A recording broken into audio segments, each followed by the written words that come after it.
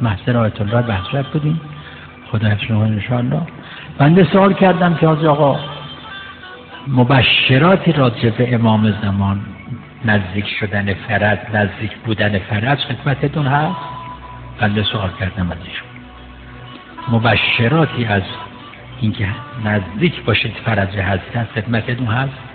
فرمودن بله. بهشون عرض کردم که میشه بفرمایید؟ فرمودن من یک دوستی دارم تشرف محضر حضرت دارد. آیت الله بهجت فرمودن من یک دوستی دارم تشرف محضر حضرت بقیت الله دارد. آمد منزل ما، ایشون فرمودن آمد منزل ما. ازش سوال کردم تازگی تشرف داشتیم حضرت امام زمان؟ گفت که چرا؟ گفتم از فرج و ظهورشون سوال نکردی؟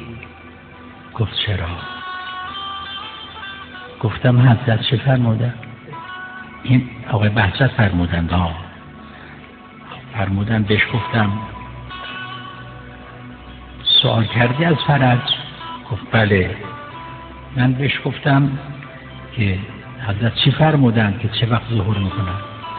گفت من سوال کردم یا ابن رسول الله فرج شما برای عامه مسلمان ها چه وقته؟ فرمودن نزدیک است. عرض کردم یا ابن رسول الله من هم زمان ظهور شما رو درک میکنم. فرمودن پیرمردتر از شما هم درک پیرمردتر از شما هم درک میکنم. بنده سوال کردم از آیت الله بهجت این دوست شما که این تشرف داشته چند سالشونه؟ ایشون فرمودن که 62 سال. پیرمردتر از شما هم درک برادر فرج نزدیک است.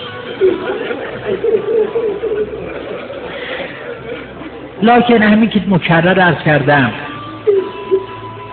گفت تا نگرید طفل کی نوشد نبرد. دعا کنید آقا. عرضه متوقفه بر تقاضاست. بخواید خدا بده، تقاضا بکنید از خدا، خدا عنایت میکنه.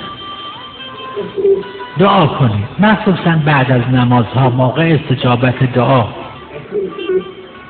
یکی وقتش وقت قرآن خوندن است، دعا مستجاب است. نزدیک غروب آفتاب موقع استجابت دعاست.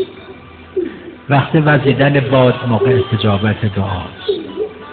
بعد از هر نمازی موقع استجابت دعاست.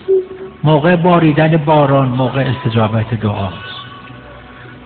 مخصوصا شبانه شب قبل از اذان صبح بلند میشه سحری بخوری، 2 رکعت نماز بخور، خدای فرج آقامون رو برسون، دعا رو بکن، انشاءالله خدا دعا رو مستجاب میکنه.